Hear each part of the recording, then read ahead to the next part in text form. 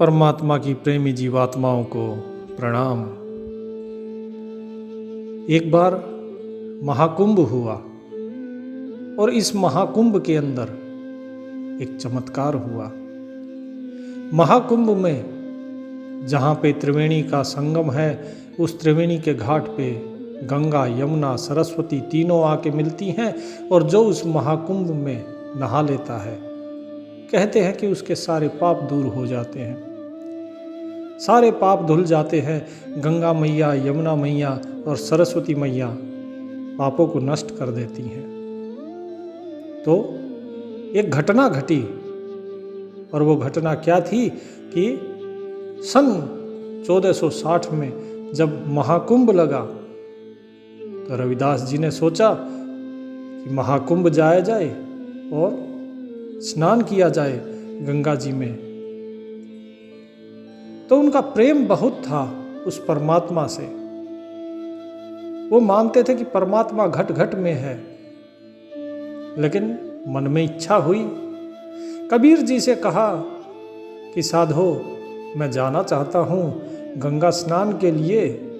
कबीर जी ने कहा कि काशी में भी वही गंगा है और प्रयाग में भी वही गंगा है। गंगा तो दोनों जगह एक है, फिर क्या करोगे जाकर। लेकिन मन में आशा हुई, और जब मनुष्य के मन में आशा होती है तो वो उस आशा को पूरा करने की यथाशक्ति कोशिश करता है। रविदास जी कबीर साहिब जी को प्रणाम करके चल दिए। बीच में उन्हें कुछ ब्राह्मण मिले। पूछा कहाँ जा रहे हो, तो कहा कुंभ स्नान के लिए। महाकुंभ लगा है, उसमें स्नान करके थोड़े पाप धुल जाते हैं, सुना है ऐसा, आज देख भी लेते हैं। लेकिन उन ब्राह्मणों ने रविदास जी को वापस लौटा दिया, ये कहकर कि जाओ, ये महाकुंभ तुम जैसों के लिए नहीं है। तुम अछूत हो, शूद्र हो, नीची जाति के हो, तुम्हारे लिए ये महाकुंभ नहीं है। अरे तुम नहाओगे तो गंगा जी तुम्हारे पाप क्या धोएंगी, वो तो खुद मैली हो जाएंगी। तो इस प्रकार के वचन जब रविदास जी ने सुने तो उन्होंने कहा कि हे महापुरुषों, हे ब्राह्मणों, वैसे तो सभी की माता हैं गंगा जी, लेकिन यदि आप कहते हैं तो मैं नहीं जाता। लेकिन मेरी एक विनती है आपसे, मेरा ये फूल ले लीजिए और ये फूल जो है ये गंगा जी को अर्पण कर दीजिएगा। तो उनमें से जो एक ब्राह्मण था, उसने वो फूल जो है वो अपने चेले को कहा कि तुम ले लो, हम ब्राह्मण हैं, इसे छुएंगे तो अछूत हो जाएंगे, हमें स्नान करना पड़ेगा। तो जो चेला था उसने वो फूल ले लिए और फूल लेने के बाद वो लोग चल दिए। रविदास जी वापस आ गए अपनी कुटिया में। उसके बाद जब गंगा जी पहुंचे और ब्राह्मणों ने स्नान किया तो वहाँ विचित्र घटना घटी। ब्राह्मणों ने वहाँ पर जाके माता से प्रार्थना करी कि हमारे सारे पापों को धो दो। लेकिन गंगा मैया ने कहा कि मैं तुम्हारे पापों को कैसे धो दूं, जबकि तुम्हारे पाप तो इतने बड़े हैं कि जिन्हें धोया नहीं जा सकता। ब्राह्मणों ने कहा, मैंने ऐसा क्या कर दिया, हमने ऐसा क्या अपराध कर दिया। हम नित्य प्रतिदिन नाम सुमिरन करते हैं, हम लोगों को सही मार्ग पे चलाते हैं, कर्म कांड, वेद, पुराण, शास्त्र, इन सब का ज्ञान रखते हैं और लोगों को इनका ज्ञान देते हैं। हम समाज का कल्याण करते हैं, फिर हमसे रुष्ट किस लिए हैं आप माता। तो उन्होंने कहा कि तुमने मेरे भक्त का अपमान किया है। उस भक्त ने जो भेंट मेरे लिए दी थी, तुमने वो भेंट नहीं चढ़ाई, तुम्हारी बाकी भेंटों का क्या लाभ। तुम्हारे मन में कपट है, तुम्हारे मन में ईर्ष्या है।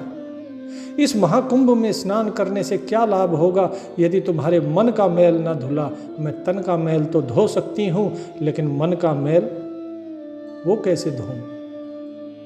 ब्राह्मणों को अपनी गलती का एहसास हुआ और ब्राह्मणों ने जो है वो फूल जो थे, जो उनके शिष्य के पास थे, वो फूल गंगा मैया को अर्पित किए और जब अर्पित किए तो गंगा मैया ने एक पत्थर देकर कहा कि लो, इसे मेरे भक्त को दे देना। अब ब्राह्मण जो थे ऊपर से तो उजले लेकिन मन के काले, वो वापस गए और जब रास्ते में जा रहे थे तो उन्होंने देखा कि बीच में एक कुआं है। उस कुएं के आसपास गोल गोल पत्थर पड़े थे। जो पत्थर गंगा मैया ने दिया था वो तो अपने पास रख लिया और उस कुएं के पास से एक पत्थर उठाया, उसे कुएं के पानी से धोया और उसे ले चले। जब वो लोग रविदास जी के पास पहुंचे तो रविदास जी वो अपना चमड़े का काम कर रहे थे, जूतियां गांठने का काम करते थे, जूतियां गांठ रहे थे। लेकिन इधर पंडों के मन में कुछ और ही चल रहा था।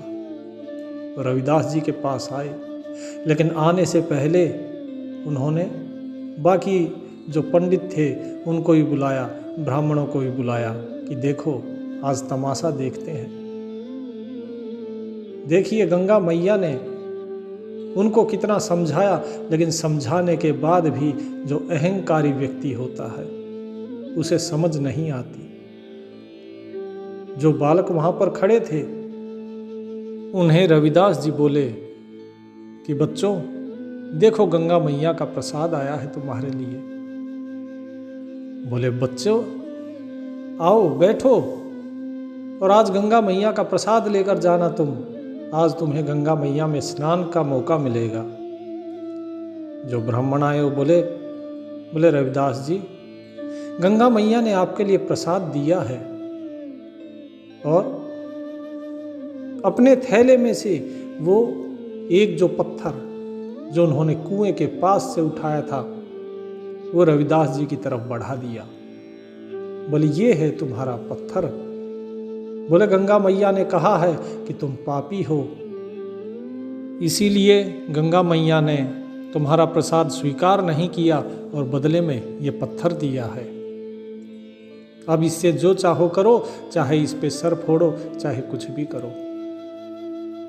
तो रविदास जी ने वो पत्थर प्रणाम करके और ले लिया ब्राह्मणों से और बोले बच्चों देखो गंगा मैया ने अपना प्रसाद भेजा है। बच्चे बोले कि गंगा मैया ने प्रसाद कहाँ भेजा है? तो बोले इस पत्थर के ऊपर एक कपड़ा डाल दो और कपड़ा डालने के बाद फिर देखना गंगा मैया खुद प्रकट होंगी और खुद प्रसाद देंगी। जब ब्राह्मणों ने ये बात सुनी तो उन्होंने सोचा कि चलो आज तो तमाशा देखने को मिल ही जाएगा, क्यों ना आज इसकी टांग खींचने का जो मौका है उसको हाथ से ना जाने दे।